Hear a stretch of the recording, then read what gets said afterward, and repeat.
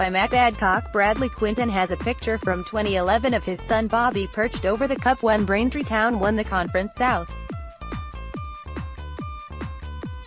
On Sunday evening, the now Iron manager returned home with the National League South Promotion Final trophy, much to the delight of Bobby, now 7, and his brother Teddy, 6. They did it the long way, with playoff away wins at Hemel Hempstead and Dartford before taking on Hampton. After extra time, the teams were locked at 1-1. Braintree's Reese Grant had cancelled out Max Kretschmer's opener, and penalties were needed. Diaz Wright fired in the decisive kick to win the shootout 4-3, and immediately the emotion flowed out of Quinton. "I've allowed one of the guys to put my post-match team talk out. It was just the emotion of winning it as a player 7 years ago," Quinton says. "Bobby was there that day and I held him in the cup. On Sunday when I took it home, him and his younger brother, Teddy, said, 'Wow. Is that ours? Can we keep it? Are we rich now?' I laughed. No, we're not." Family has been at the core of an emotional year for Quinton. Bobby needed heart surgery earlier at Great Ormond Street Hospital in the season after being rushed into hospital with a rapid heart rate where he was diagnosed with the condition supraventricular tachycardia. Thankfully recovered now, Quinton had another scare following their playoff semi-final win against Dartford when Dad, and biggest supporter, Les, collapsed on the pitch during the celebrations. "I spaz not that it was going to stop him from being at the Beverly with Quinton's mum, Rita, to share in the happy occasion." When Quinton left Enfield last summer to return to the club where he holds legendary status from the 3 promotions in his playing days, he knew he had a big job.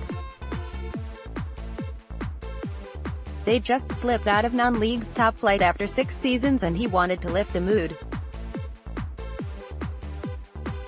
When he was first reintroduced to the fans, he promised he'd get them in the playoffs. The chairman, Lee Harding, said it was about stability this year. Quinton says, "The first thing I said to him and the fans was, 'I'll get you back in the playoffs.' Some of them believed it, some were more, okay." Bradley Quinton, far left, celebrates playoff success, and came players from lower down the ladder keen to impress and make the most of their opportunity. Also moved on, the nucleus bonded together and made the most of the added extras like GPS trackers, ice baths, saunas and even yoga sessions.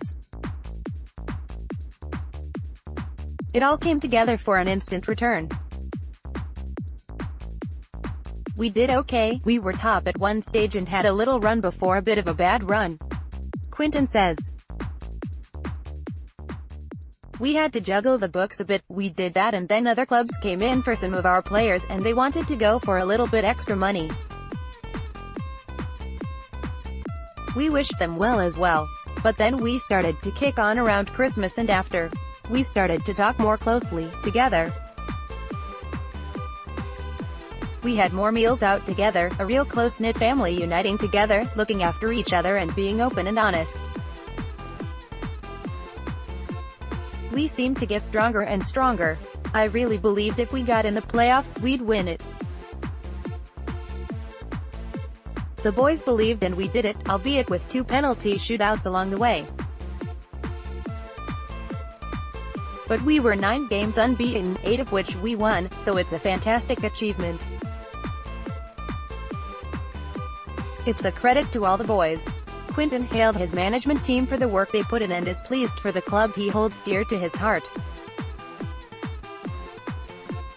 "It was the longest penalty shootout I've seen in my life," Quinton says. "Every penalty seemed to go in slow motion and someone was pressing stop halfway through.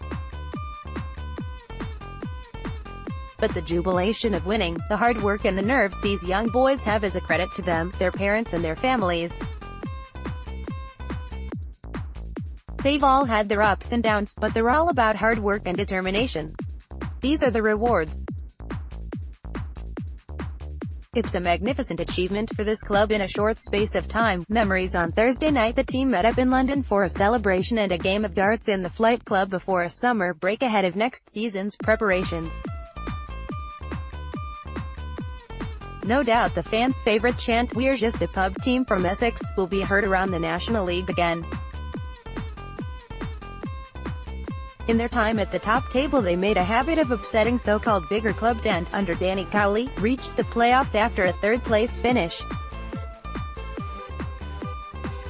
Quinton has fond memories of playing in the division and is already licking his lips at going up against some of non-league's biggest hitters. "We're so looking forward to the new season," Quinton said.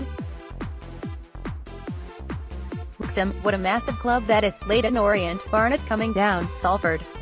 I'm really going to cherish it. These are the moments you want to be part of. *. This article originally featured in the non-league paper, which is available every Sunday.